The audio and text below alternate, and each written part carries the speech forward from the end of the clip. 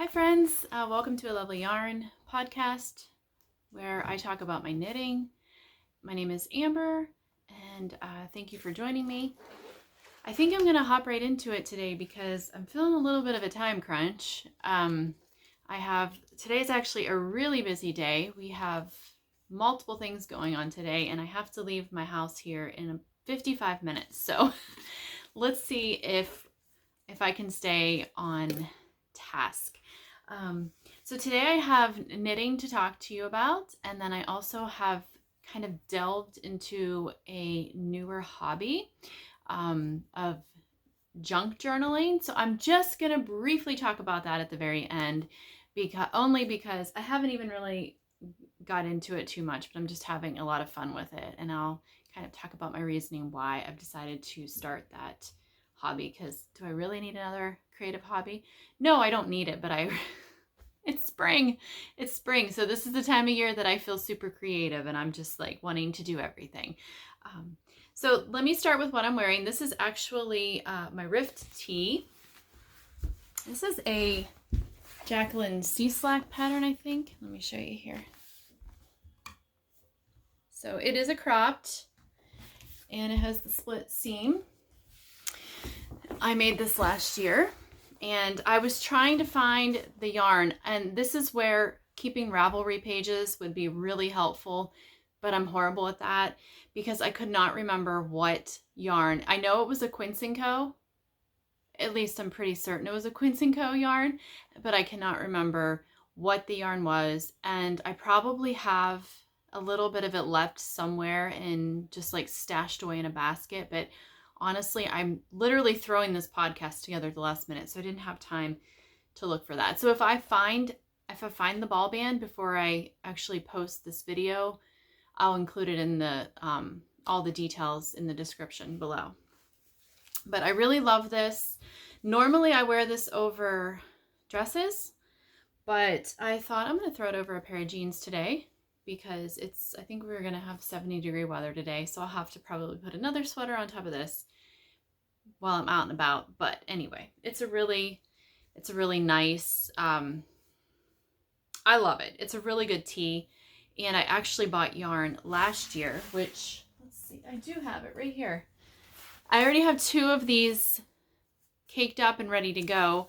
I bought this at, oh gosh, when we were in Emerald Isle, North Carolina on vacation last year, I found a yarn shop that was like 10 minutes from where we were staying, and I can't remember the name of it. I talked about it in one of my podcasts last year because I think I even included some clips from the yarn shop. It was the cutest little place, like absolutely cute. But I bought some of this Little Fox willow yarn to make another one of these. This is the colorway Smudge, so it's like a very dusty gray, and it has you can see all the fibers because this is 70% organic merino and 30% hemp. So I'm going to make myself another one of the Rift tees, and I actually bought 3 skeins of this because I'm thinking about making long sleeves, but I'm not sure about that yet. But this is a really great pattern. It's very versatile because you can do, like, I chose the V-neck for the front, and then the back just has the neck, that goes straight across. And but you can mix it, you can do whatever you want. And also another thing that I thought was really nice is she gave I'm pretty sure it was this pattern. It was. She gave some formulas for like your arms, like the sleeves, so that you can kind of tailor those. And I'm pretty sure this was the pattern that gave instructions on how to include bust darts if you have a larger bust, which I do not, so I never have to worry about that.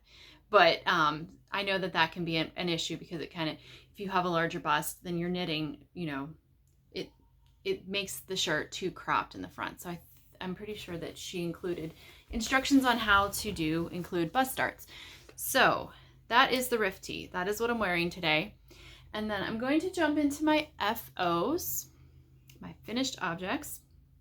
Last time I podcasted, I was talking about the Ripple Bralette by Jessie Made Designs, and I was making it for my daughter, And I was saying how it was so see-through and I didn't know why.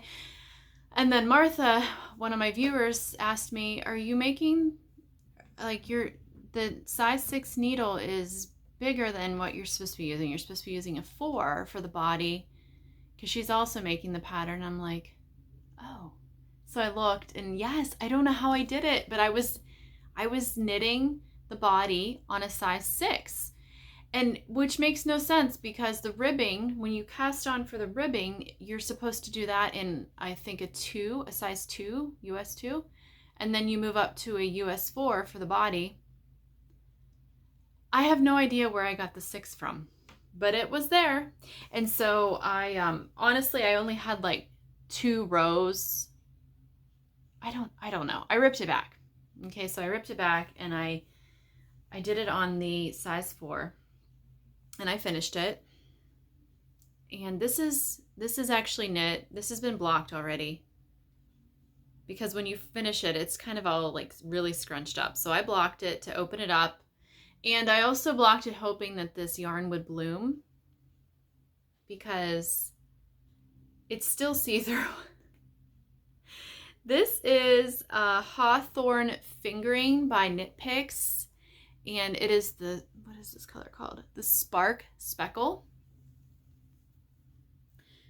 So here it is. It's very cute. I had my daughter put it on, and she's going to have to wear like a beige bra underneath it. If she wears white or anything else, any other color, you can see the outline of her bra. So I mean, can you guys, well, there you go. See, when it's stretched out, can you see right there, like the yarn, the bookcase behind me? So that was a little bit, and I was wondering about that the whole time I was knitting this. I was thinking, is this going to be see-through? So I was kind of bummed. However, when she put on like her tan colored undergarments and put this on, you couldn't see it. So that's how this is going to have to be worn. And she just wanted to have it to wear, but I'm like, no, I want to block this because I want to see if the yarn blooms at all, which I kind of figured it wouldn't, because it is a tightly spun yarn. And I was right, it did not. So I don't know. That was okay. It's okay. I learned from that. So I'm not sure if, I thought, well, maybe a darker version would be better, but then the lightness of her skin underneath would probably show through a darker version. So I'm not sure how I feel about this pattern as far as its practicality, for wearing it as just like a standalone tank. I think if you were using it probably like she intended it, a bralette to wear under clothes, I think that would be perfect. But my daughter wants something that she can, well, she'll wear it, she'll use it as a layering piece, but she also wanted to just be able to wear it as a standalone piece. And I'm just not sure about the practicality of that. But it is super cute. I will say, as soon as I finished it, she wanted me to knit her another one, and I was like, I need a break. Because I also, oh no, so this is what happened. I forgot. So after I realized I had knitted on the wrong needles, I ripped it back and started over. Then I knitted I did knit the entire thing plus one of the triangles for the cup. And I had Lily try it on, and it was too short. Yeah, it was too short. It was too cropped. So then I had to rip back to past like this part right here, which I think this is twisted rib right here, and then knit longer. So by the time I was done knitting, and I was like, no, I'm done. I'll knit you another one in the future, but not right now. I want a break from this. I'm not a huge fan of ribbing, and this is 3x3 ribbing the whole way through. It's a 3x3 or 3x2. I think it's 3x3. Yeah, so ripple bralette, although I made it much longer than the pattern calls for, because of the way Lily wants to wear it. So now she will be so happy I can give this to her and she can wear it. Now my second FO is actually made out of the same exact yarn. I had 2 skeins of that hawthorn fingering that I had bought to make a shirt or a cami for Lily, and I'm not sure why I thought I needed to. I definitely did not need to. I don't even know. I'd have to weigh this, but I didn't use a full skein to knit this. So I had quite a bit left over. So I decided to knit a little baby sweater for a friend who's having a baby. Her shower is actually this weekend. I'm pretty certain she doesn't watch this, so I'm going to show it. So this is made out of the same yarn. Oh, it's so cute. Oh my gosh, I love the baby knits. They're so cute. And oh, I feel like my house is really noisy today, but it is what it is, right? I just, my husband's downstairs and he's working and I can hear him talking, and then my son is out in our living room or kitchen area working on some finals, and he has his music going, so I just feel like there's lots of extra sounds going on, but it doesn't really matter. Okay, so what is this pattern called? This is called the button front baby pullover. And I forget the designer, but I will link it. I will link the Ravelry page down below. And this was also knit in the hawthorn fingering, the sparkle. But this pattern called for a DK or a sport weight. And the pattern ranged, it was like 0 to 3, 3 to 6, and onward.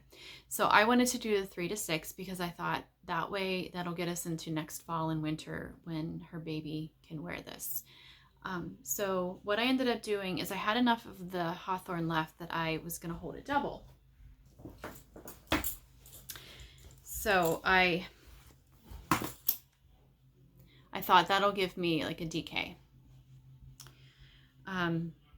So I did not do a gauge swatch because I decided to do this at kind of like a last minute thing, and I didn't want to take the time to gauge swatch.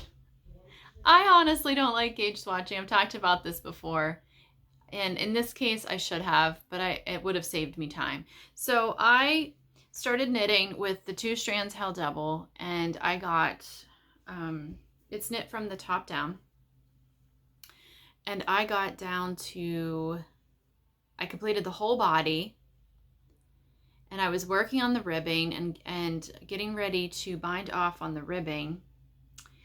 And no, I bound off. That's right, I did. I bound off, and I took it off my needles, and the whole time I'm knitting it, I'm thinking, this is looking really big, but it was like bunched up on my needles.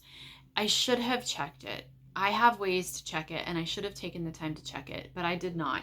So I bind off, I pull it off, I have it off the needles, and I'm like, oh my gosh, this looks like it would fit a 2-year-old. It was so wide, and then the fabric was actually kind of really like stiff, because honestly, I'm not super impressed with this hawthorn fingering. It's not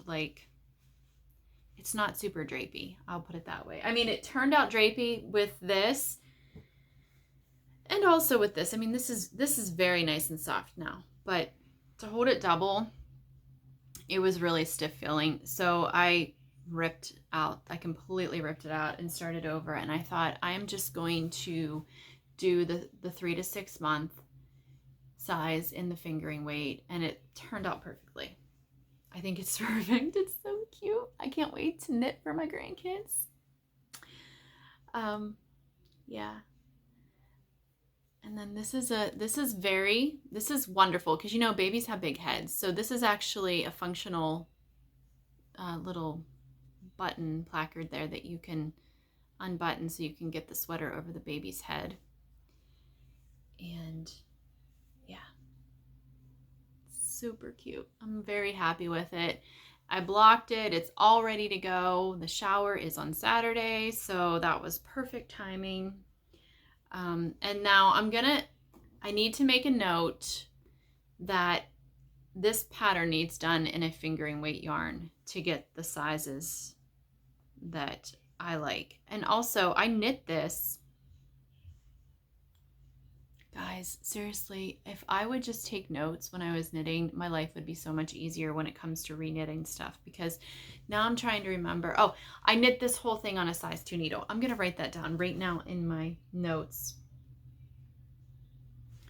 I did not, you know how a lot of patterns tell you to do the ribbing in a smaller needle and then bump up to like 1 or 2 sizes bigger for the ribbing or for the body. I didn't do that. I just did everything in a size 2.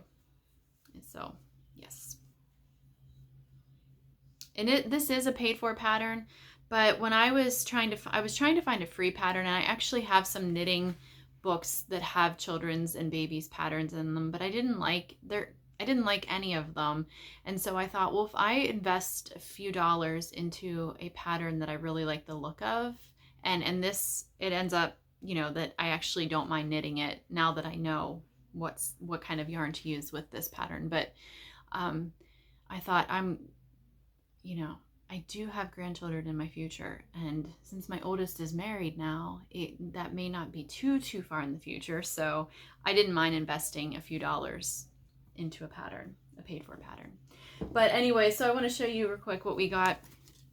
So we just got this cute little organic, it's like a double gauze. Yeah, and it's a organic, made with an organic cotton, and this little sweater to go with it. And she does not know if she's having a boy or a girl, so this could go either way. Isn't that so adorable? And then my next finished object actually goes with this because it's also part of the gift. But I made her some organic cotton washcloths for the baby. So I just did it like a set of 3. And yeah, these are, I have this stash of cotton that I've just kind of accumulated over the years. And I don't even remember where I got it all from, but I was able to get a large quantity of this organic cottonwood, Fibra Natura. And I've been working my way through this. In fact, I think I started with 10 skeins, and it looks like I have 3 left. So just over the years, various projects. I would not use this to make dishcloths. I mean, you could, but it's too nice for that, in my opinion, because I'm really hard on my dishcloths. But I thought, oh gosh, this would be perfect for a baby because it's so soft. It's so soft, and it's nice and stretchy. And so, yeah, it has like a really nice drape. Dishcloth cotton does not. It's more stiff. You want it to be more stiff. So I made a little stack of that, the sweater, and the cute little overalls, and we'll be all set to go. She requested in her invitation that she didn't want a lot of things because she had been given a lot of things secondhand, and I really she also asked for things not to be wrapped. So I found, just for, you know, environmental reasons, I found, it's not here, where did I stash it? I actually just found a cute little basket at the thrift store that I bought, and I'm just gonna put everything in there and just take it like that. I may even line it with some fabric or something, but yeah, so that. I love this little glass container. I have a couple of these that I have found over the last several years that I just like to keep things in. But all right, the next whip that I'm going to share with you is the Golden Fern sweater by Jen Steingass. And I'm trying to remember if I had casted this on. I don't think I had. I think I had just chosen my yarn and shown you my yarn during the last podcast. But this is a fingering weight colorwork sweater. And normally when I do colorwork sweaters, I'm doing colorwork yokes, but this is actually colorwork around like the waist area. So let me show you what I have. It is a yoke sweater. You can kind of see my increases there because, you know, it's not blocked. But here is the beautiful yoke. I love this yoke. I think it's so pretty. Let's get a close up there. And as you can see, I am done with the body and I am on the sleeves. Now I need advice. I need advice, guys, because like I said, I think it's the type of yarn, because when I knit the Drema sweater, I did a little bit of color work. It has a little bit of color work right before the ribbing on the bottom hem. And I didn't have this problem with that sweater. So what's happening here is I've got all this color work here, and then look at that hem. And at first I thought, okay, it'll block out, but I don't know. I'm really unhappy with it. I'm super unhappy with the hem, and I don't know what to do. And it was written in a 1x1 ribbing. I did a 1x1 twisted rib. I don't like my hem to be cinched, super cinched in. So the twisted rib lays more flat. So I thought I'm going to do the twisted rib. But honestly, I think the problem is I've got all this thick fabric here. And then I have this thin, just single strand of the yarn for the hem. And so I've already decided I'm ripping this out. So now I'm trying to decide, how do I make this hem so that I like it? Do I hold 2 strands of this double so that it's kind of, because this, I mean, for those of you that have done color work, the fabric is super thick in the color work section because you've got 2 strands at least that you're working with. So I thought maybe if I held this yarn double and did the hem, maybe that will help sturdy it up. It's just flimsy. It feels very flimsy, and it takes away from the beauty of the color work, because it's just like, it feels like an afterthought, and I don't want it to feel like an afterthought. So does anyone have, I want opinions. Does anyone have any ideas how I can fix this? I thought about even doing like a just a garter ridge hem, but I don't really think I want that, because I know I don't want to do that on the sleeves. So I don't want to have a bunch of different kind of hems going on. And I already have the 1x1 ribbing on the neck. Because then I thought, well, maybe I see all these thoughts. I thought maybe I need to just make it longer. But I still think this is going to be too flimsy, because it's just 1 strand after having all this thickness of this fabric going to the 1 strand for the hem. I want more structure in my hem. That's what I want. So I am open to any and all suggestions on how to fix this, because I'm not happy with it. I'm ripping it out. I already decided that. And at first, you know, like I said, I thought maybe I would like it once it's blocked, but I can just tell that I'm not going to be happy with it. So I am not one to knit things and then just settle. If I'm going to knit something with the intention of wearing it, which that's why I knit stuff, that's why I knit sweaters, I want it to be something I'm going to be happy with wearing and feel comfortable. And I feel like this is going to just annoy me to no end, this flimsy hem. And it's already like flipping up, because this fabric and the color work is just so thick, and this is not. It needs more substance. So any kind of recommendations or suggestions on how to remedy that, I would love to hear about. So I am changing something else as well. I know what I wanted to say. I started knitting this in a size bigger than what I'm actually knitting it in now. So I corrected that in the yoke just by messing with some stitch count numbers and getting to the size right below what I originally started with, because the first size felt like it was going to be really big on me, especially since this is superwash yarn and it will stretch out. And then on the sleeves, the sleeve actually is supposed to be a fitted, like a decreased sleeve. It has sleeve shaping. I decided I don't want sleeve shaping in this. I actually am going to do, I think it's like a balloon sleeve. So I didn't decrease at all. I picked up my stitches and I'm just knitting straight. And I'm going to do that until I get to the cuff, the arm cuff. And then I'll just decrease quickly and have a nice little puff there. at the bottom of my sleeve. I really like that look. I don't have any sweaters like that at all, hand knitted or bought from a store that I can think of. So I'm gonna do that with my sleeves. And that also makes the sleeve knitting a little bit easier because I'm not having to keep track of any decreases or anything like that.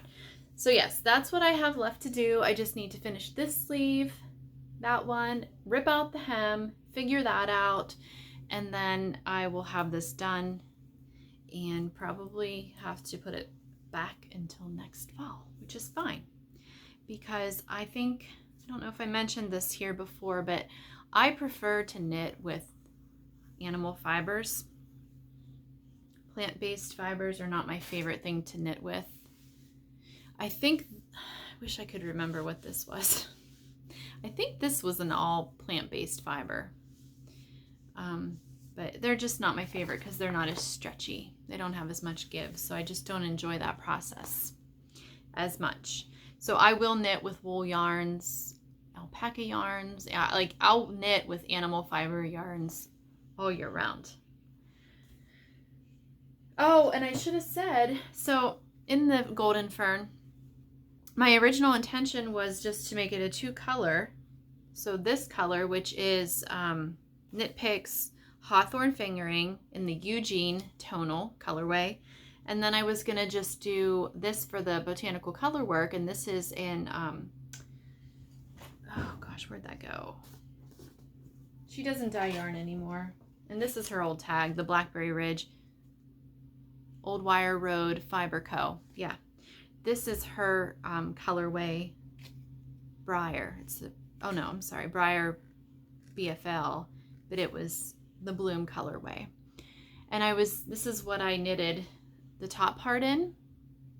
And then I got a little bit like creative and then I picked a different yarn up, just a scrap yarn. I don't even know what I can't remember what it was, to do like this middle portion. And then I went into this darker portion and I finished. It felt so good. I actually had finished this whole section here using a little scrap I had bought some yarn when we were in Maine one year. And so I used all of that up except for maybe like a tiny little bit. So it always feels good when you can use up your little bits of yarn. But yeah, so I had intended originally just to do all this color work in the one yarn colorway, and then I ended up mixing it up and I really am happy with that. Okay, so that is that. And that is the only WIP I'm going to talk about because it's the only one that I'm actively working on, because I just finished up those, the baby sweater and the ripple bralette. And so I have some new things I'm actually going to be casting on, which I have the yarn here. I'm going to show you guys that. So I just got done saying that I don't really enjoy working with plant fibers, but I love wearing this t-shirt. So I decided to get some Drops Bell, which is a cotton, viscose, and linen blend yarn. And I'm going to be making a pattern from Drops. It's called About Spring. You can see it right here. So it is a sleeveless, like it's a cami. And I'm trying to see here. Okay, here, I'll show you the diagram because it's such a simple shape.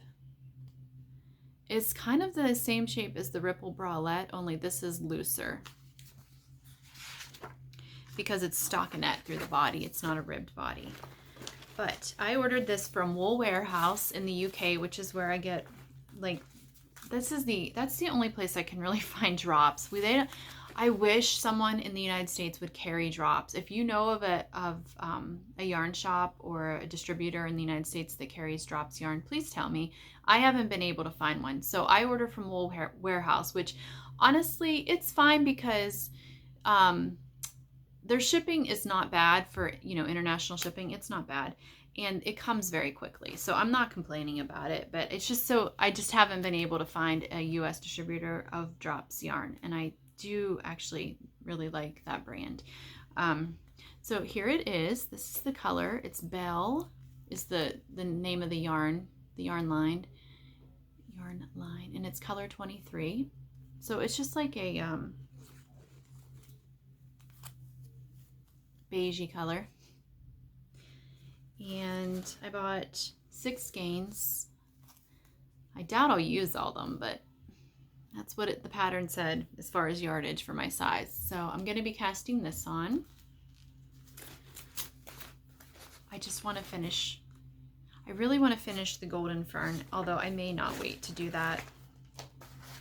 And then I still have the love note, and honestly, I probably would have cast that on had I not started that baby sweater. I was like knitting that baby sweater intensely, especially after I had to rip it out and start over because, you know, there was a timeline and a deadline, so I needed to get that done. So I'm not sure what's going to happen with the love note. I may still cast that on, or I may just wait until like August and cast it on for the fall, but it's the colors I'm going to be using are such springy colors, so I feel like maybe I need to just cast it on. If I don't finish it, it's fine, but just get it cast on. Okay, and then the last future project that I want to share with you is actually a test knit for Ozetta. So Haley of Ozetta is going to be releasing a bag pattern, and she didn't say we couldn't share this. In fact, she told us to share on our Instagram, so I'm just going to show you, and she actually put this picture on her Instagram account. I'm going to show you the picture of this cute little bag. It's like, oh my gosh, I love it. It's like a little knot bag, the bindle bag. So I'm going to be test knitting that, and it is made with a fingering weight yarn held with a mohair silk. So I have, she suggested the yarn that she used, I had never heard before. Let me see. Wool Dreamers Menchalopis.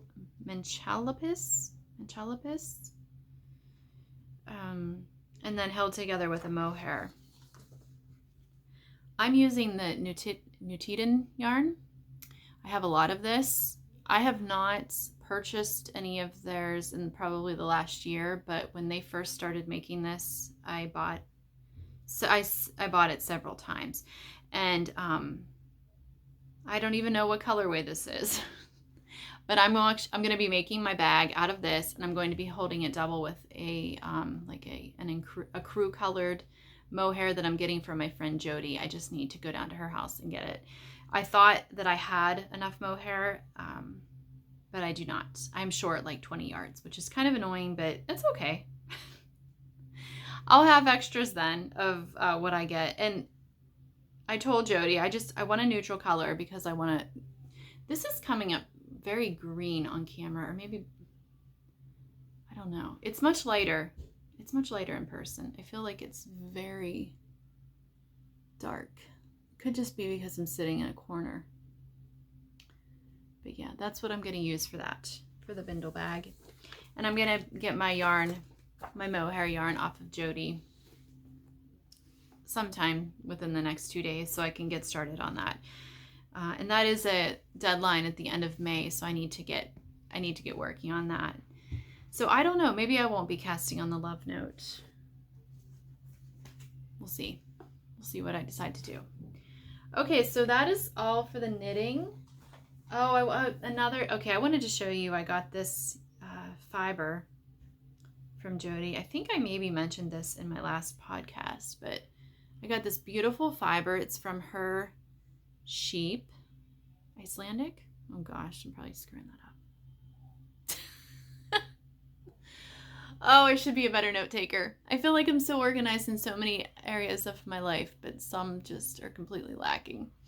Anyway, I think this is from Jody's Icelandic. I think she has Icelandic sheep. Jody, if you watch this and I'm wrong, please correct me in the comments. I haven't spun for I think it's been over 2 years. And so Jody had showed on her Instagram, she had a little clip of her spinning this. And so I messaged her right away.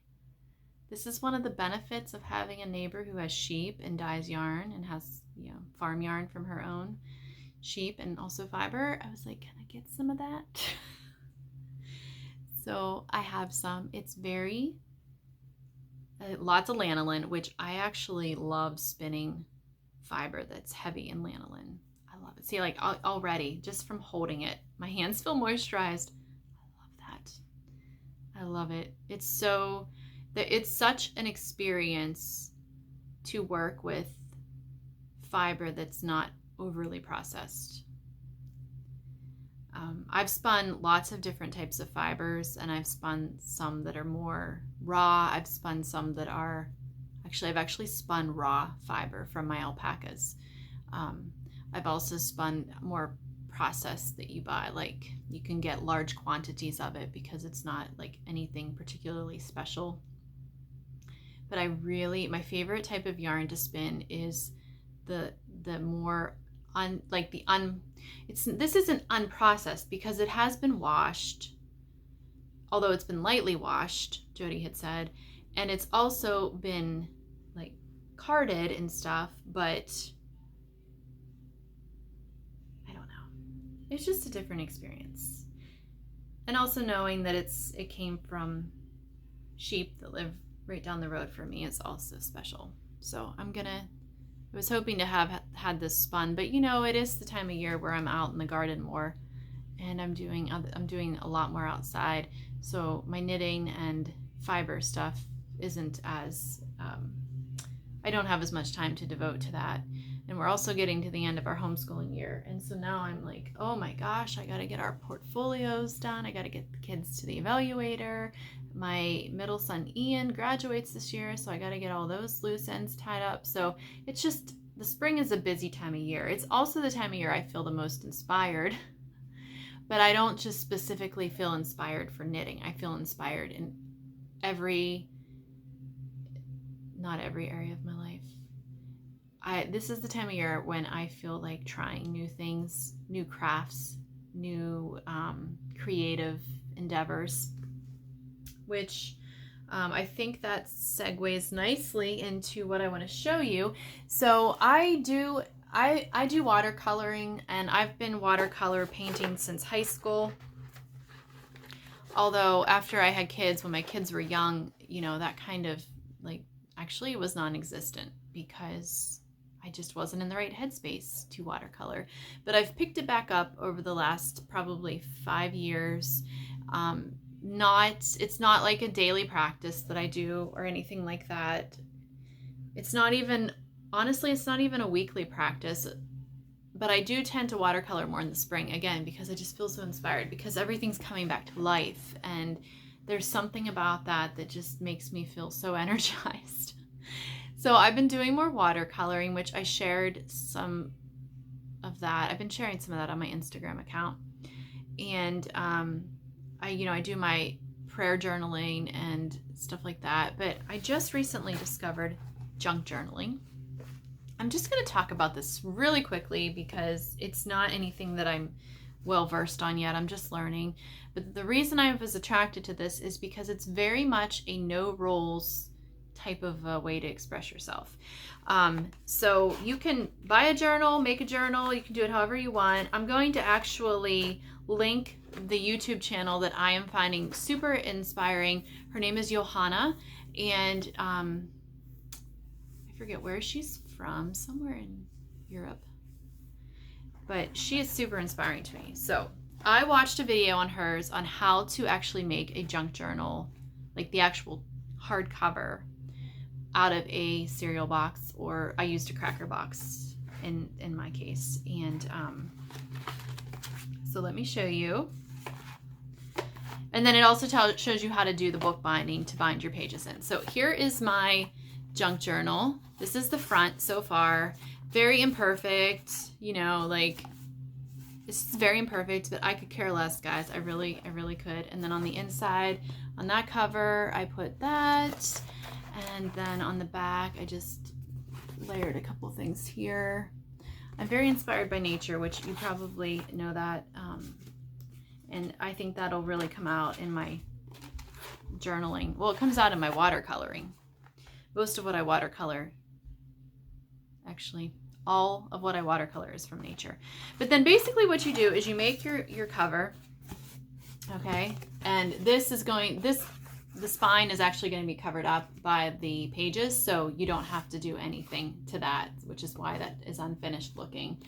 And then this is the fun part. You make what are called signatures, and they are just like your packets of paper. So I went to the thrift store and I bought some old books, and please, I know, I love to read, I love books, so don't yell at me, but I did cut some books up, okay? But this is my theory on that.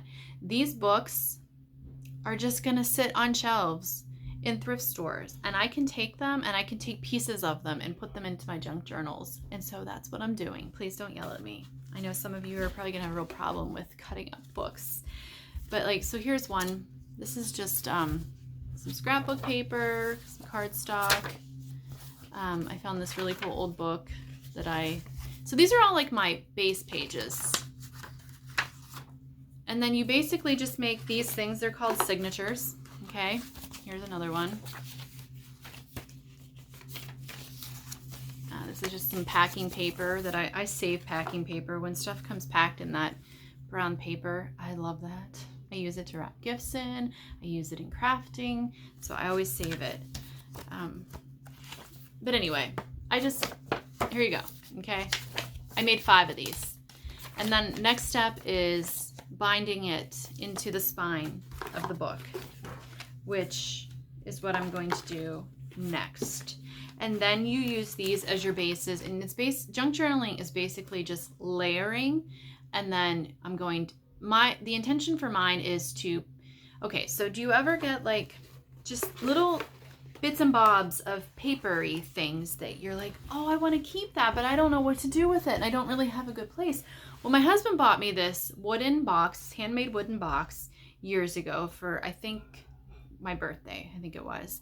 And so when my kids have given me things over the years, like things I want to remember, maybe a letter or a little drawing or something, I put those things in that box. I want to take that box and I want to make some of the stuff in it into my journals. And then I also want to use my journals for actually journaling, just small snippets of thoughts. I'm a big journaler. I have so many journals. I have bookshelves of journals from all of the years I've been an adult. I have no idea where my journals are from my teenage years. That would be really interesting to read. I don't know where those are. Maybe I threw them away. But the type of journaling I want to do in this is actually just going to be like small snippets. Maybe if I read something from a book that I find really inspiring, I'll put it in there. Or maybe if I had a really good day, or maybe a really bad day, or maybe something I learned a lesson about life, I'm going to write it in this. So honestly, it's going to be like an anything goes type of thing, which is really appealing to me because most of my life has structure to it. Even when I knit, I'm not one of those knitters that just can sit down and just self-draft a pattern. That stresses me out. I want a pattern to follow. I will change it up a bit and modify it, but to sit down and just cast on, and the thought of that stresses me out. However, to sit down and just go crazy with paper and paint, and like I even put some of my watercolor paper in a couple of these so that I can watercolor pictures on. Like that is so appealing to me. And I feel like it's an area where of creativity and of creating where I could really just let go and just see what happens. So that's what my newest hobby is. I don't know, guys. I'm like, do I really need a new hobby? No, but I'm just going with it. And it's not a huge investment. It's not a huge financial investment because I'm just like using stuff I find at the thrift store. And then my cousin has she makes handmade cards and stuff. So I went down to her house last weekend and I brought up this machine that embosses and then you can do cutouts and stuff. So I'm just kind of going through what I have here, like my scrapbook paper that I have from when I used to scrapbook, and I have lots of ribbon and stuff, and I'm just kind of making some things I might use in the future, and then I'll take her equipment back to her, and then it's there if I need it in the future. But yeah, I'm really excited. I'm really excited about this. So anyway, I will link Johanna's YouTube channel down below. I find it really inspiring. I don't know if it would appeal to any of you, but you can check it out if you're so inclined. And let's see, 10:51. I need to leave my house in like 4 minutes. That's not going to happen. but I did fit it in, so that's awesome. I'll edit it later today, or maybe tomorrow, because I do have a busy day today. But anyway, I'm so glad I could finally jump on here and share with you guys. Thank you for your comments. For those of you who liked and commented my last little vlog type video of Brad and I out exploring that local town and just our day. Sometimes I feel inspired to do that, to just film a vlog. And I plan on doing more of those once my gardening season kind of ramps up a bit more, when I have more to share with you guys. So yeah, that's it. I'm going to end this now. Thank you so much for watching, and I will talk to you next time.